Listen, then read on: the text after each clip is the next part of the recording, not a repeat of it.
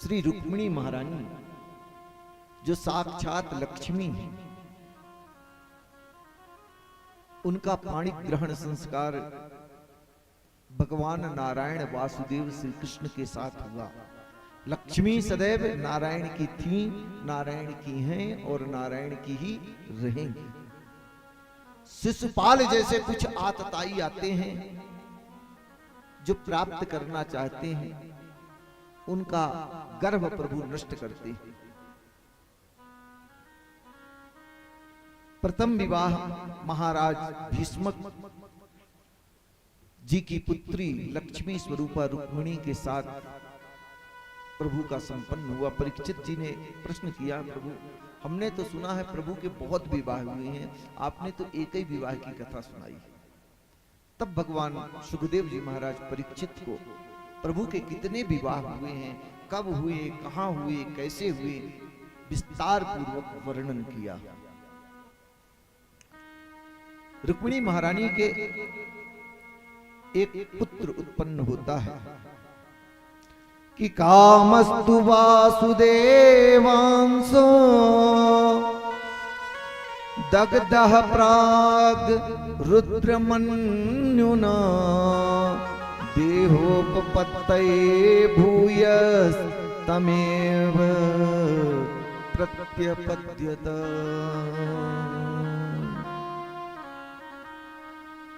श्री प्रद्युम्न के रूप में माता, ये साक्षात कामदेव के अवतार ही हैं प्रद्युम्न जी। ये भगवान शिव की समाधि भस्म करने के लिए गए, तो भगवान तब शिव तीसर नयन उभारा। शिव जी ने तृतीय नेत्र खोला तो जल करके भस्म हो गया। कामदेव की पत्नी रति थी, चरणों में गिर पड़ी, भोलेनाथ क्षमा करे, पति है।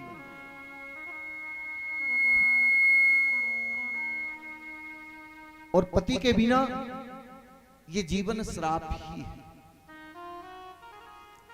आप कृपा करके हमें हमारा पति प्रदान करिए। अन्वय विनय किया, तब भगवान भोलेनाथ प्रसन्न हुए। हे देवी, अभी तो नहीं, द्वापर में जब भगवान कृष्ण बनकर के इस धरा पर आएंगे, तब यह उनका पुत्र बनके तुम्हें पुनः तुम्हारा पति प्राप्त हो जाएगा।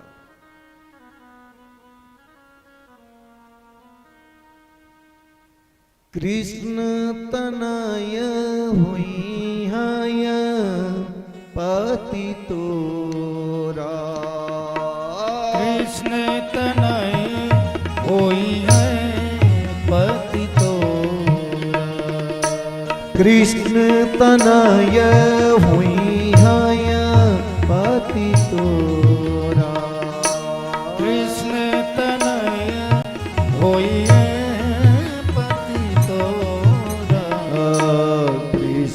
तनय हुई है पति तोरा, कृष्ण तनय हुई है पति तोरा, कृष्ण तनय हुई है पति तोरा, कृष्ण तनय हुई है पति तोरा, बचनु अन्यथा कोई न मोरा, बचन अन्यथा कोई न मोरा। भगवान महादेव का आशीर्वाद है, वही कामदेव आज भगवान कृष्ण श्री रुक्मिणी महारानी के यहाँ कामदेव ही प्रद्युम्न के रूप में प्रकट हुए। लेकिन प्रभु का कट्टर विरोधी एक संबरासुर नाम का दैत्य रहता था।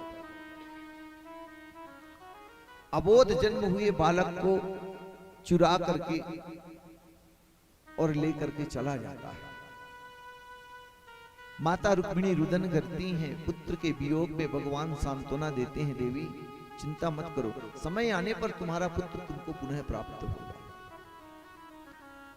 सागर के आकाश मार्ग पे जा रहा था संबरासुर, जैसे ही अपनी कटार निकाली वध करने के लिए नारद जी प्रकट हुए। क्या कर रहे हो महाराज? ये मेरा शत्रु है, मैं इसका वध कर दूंगा। ये बालक और तुम्हारा शत्रु? अरे वीर पुरुष को किसी अबला स्त्री बालक पर का वध करना शोभा नहीं देता। आपकी कीर्ति, आपका कुल कलंकित हो जाएगा महाराज। क्या करें? बोले इसको इसी सागर में फेंक दो, बड़ी बड़ी मछलियां हैं खा जाएंगी, तो तुमको इस कलंक से भी बच जाओगे और तुम्हारा शत्रु भी समाप्त हो जाएगा। संबरासुर ने यही किया, उस अबोध बालक को सागर में फेंक दिया। एक मछली निगल जाती है।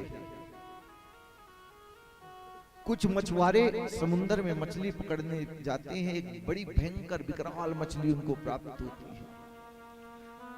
उस समय के राजा संबरासुर है, महाराज को दूंगा, बहुत सारा धन प्राप्त होगा।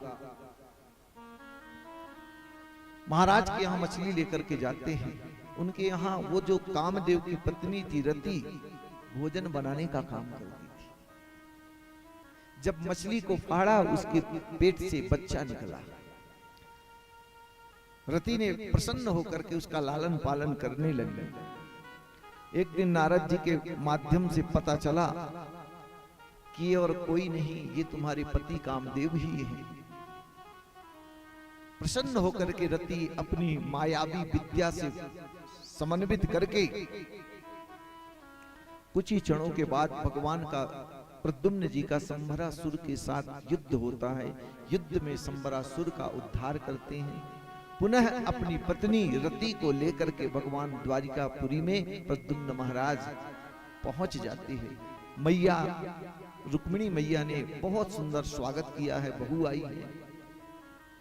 इस तरह प्रभु की संतान की कथा भगवान परीक्षित को सुखदेव जी ने राजन सुनाई।